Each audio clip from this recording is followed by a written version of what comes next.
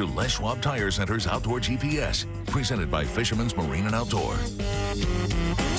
Welcome back, everybody. Or I shouldn't even say that. Good morning. It's Sunday. Hopefully everybody had a great Saturday. Today, though, we've got a great show lined up for you. Of course, you're watching Les Schwab Tire Center's Outdoor GPS, presented to you by Fisherman's Marine and Outdoor. And if you could tell, I'm a little bit sidetracked. I'm sitting here talking with Chris Bertopoulos, our guest here in the studio today. We're going to talk about winter steelhead season, which is literally right around the doorstep, a lot closer to being a real fishery than you might expect. Right? It's the middle of November.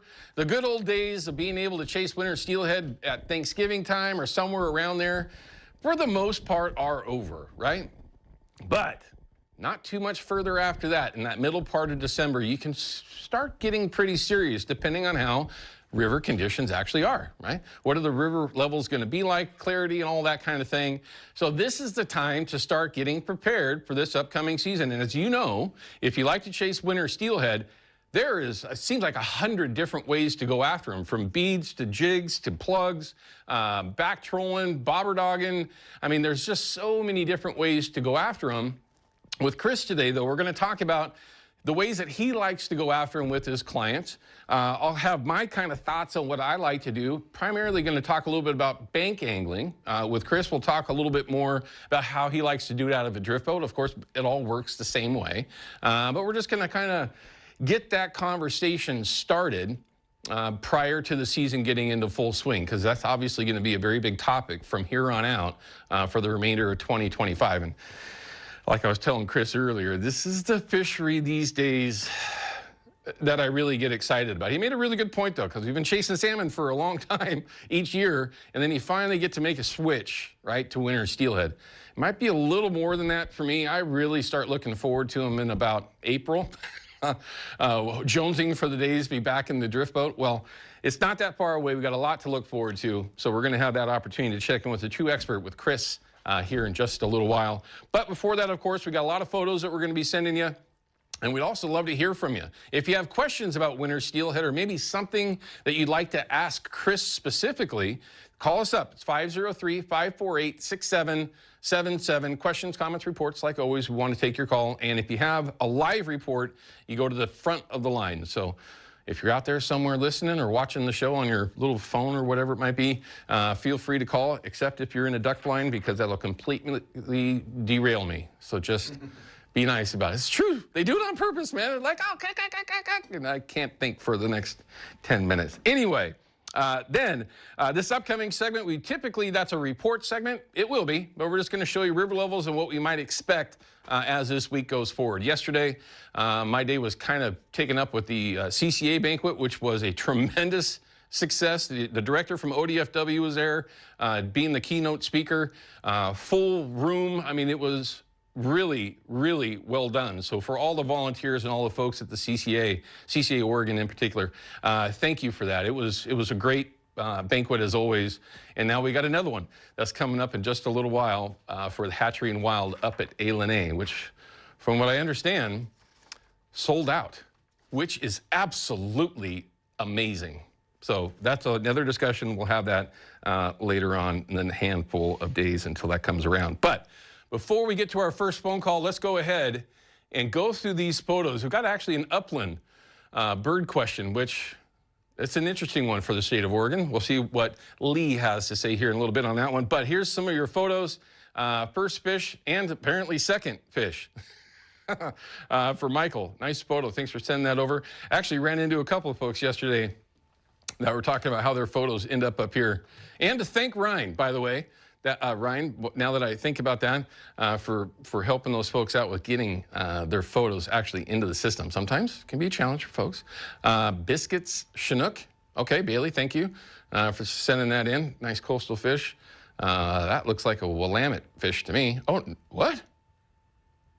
Oh, the kokanee kid. I was like, is that a kokanee? No, it's a coho.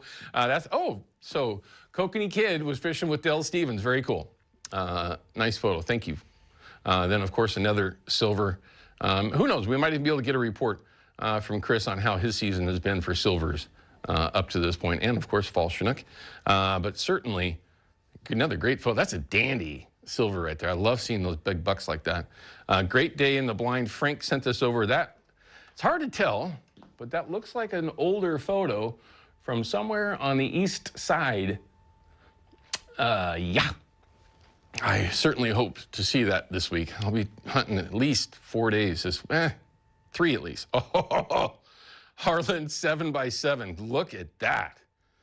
Look at the mass. And on a sword. I mean, look at, that's just a dandy elk. Congratulations, Harlan. Congratulations. Beautiful, beautiful elk. My stomach just growled. Is that weird? Katrina and Rob, above Bonnie. Yep, chasing some silvers. That's starting to get a little light up there, but some of the pros that are fishing it still are having some success. So certainly have some options that are out there if you don't want to get too far from home, or maybe you want to head east. Or maybe even for you that live far east or wanting to work your way west, whatever might work. Patty's first fish looks like a trout at one of the ponds. Very cool. Learned a little bit about some of the hatchery programs that are now in full swing from the director of ODFW last night, talking about trout in particular. Seaside Sunset, what a great photo. That is, yeah, that's a, and look at that. That's the sand, Chris. You can see how far that looks like just a mirror. Very cool. I like artsy-fartsy photos. Here's a great one. Silette's beautiful beauty. Cheryl sent this one in. Just a perfect day. Nice and sunny. Been too much of that in November, in my own opinion. We need some nasty stuff out there, cold temperatures, some snow. It's the Fox 12 app. It's free. Download it. When you do so, like I always say, you can follow along with KPTV and KPDX and, of course, Outdoor GPS. Okay, let's talk to Lee. Lee is from St. Helens. Interesting question, but don't forget, everyone, gps@abbeys.com. You want to win that free pizza from Abbeys? You can't do it unless you send the email to gps@abbeys.com, and you'll have that chance to win that giant pizza. Okay, Lee, again, you're from St. Helens, and you have a question about upland bird hunting. I'll do the best I can. What's going on? I do. I'm kind of new to our hunting in our area. I've semi-disabled in the past 3 years. I had an accident. So I'm just now starting to get back out into it and have fun. But I'm having hard times finding areas that I can get into. Oh, well, you and everybody else, my friend. The state, right? The state of Oregon, it's a very difficult state to target upland birds, okay? And the only reason why I say that is the vast majority of land that has decent populations of wild birds, if they're chukar, huns, quail for that matter, pheasant, really, which is what most folks target, is most of those birds are on private land. So knocking on doors and stuff like that does still work, depending on the parts of the state that you go to, but unfortunately you run into areas where most of that land has been leased out, right, to where they're not letting people just knock on the door and go out and go hunt. So there are some options, right? So South Central Oregon, yes-ish, in that zone, south of the Ochocos and in those areas down there, have really good populations, but again, you run into the same issue that the vast majority of it is private. So you can still knock on doors, right? But that is not always a guarantee, and sometimes it can just be a pure fail. One of the best sources that's out there when you want to try to find access to private land and access to public land that might have upland birds on it is ODFW's website. Believe it or not, they have a fantastic section in there where you can actually find land that landowners allow trespass permission if you go through ODFW, and then you can go onto that private property and hunt birds and for that matter, even big game, depending on the seasons and the tags and everything that's available. That's a whole other conversation. But if you utilize that website, you can at least get yourself, you know, a foot forward on where you can try to find areas to go target upland birds. Now, that's all about wild birds, obviously on private or public land, whatever it might be. Don't overlook some of the farms that we have out here, pen-raised birds. Now, the purists out there are going to start throwing stuff at the TV because I said that. I get it, okay? But there's a number of places, one in particular in Maupin, and it's killing me that I can't get the name out of my into my head right now. Ryan, maybe you can help me. Maupin, look up Maupin pheasant hunting, farm birds, and it'll pop up. And I know there's folks out there that are like, hey, I know the name. Sage Canyon, there it is. Woo! Sometimes Sage Canyon, okay? Bob is the guy that owns the place. You can tell him that I sent you. It is a fantastic piece of property. They release pheasant, chukar, I believe Huns in there as well. Yes, they are pin-raised birds, and yes, they do release them, but they release them into some of the most beautiful land that will give you that experience. And again, I know that the purists are not going to like that, and I completely understand that, but it's a ton of fun. It's not far from Portland or from St. Helens. It's just outside of Maupin.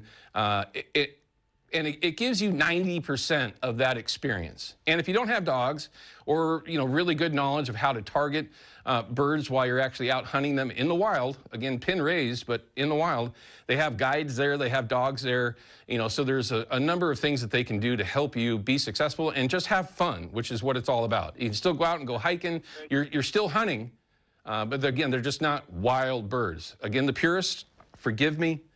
I've been given a lot of flack for talking about that stuff over the years, and I understand. But in the end, it's still a great opportunity. And if you have a dog, the dogs absolutely love it. They could care less where they came from. Lee, I know it's a long-winded answer, my friend. I apologize for that, but that's the best I got for you. Hopefully it helps in some way. But don't overlook that ODFW's website. It is very, very handy for that exact question. Okay, we're going to cut to a break. When we come back, we're going to have river levels for you, a couple of reminders, and we're going to get our weather forecast for this upcoming week from Andy Karsten on a Sunday morning. We'll be back with that in just a little bit.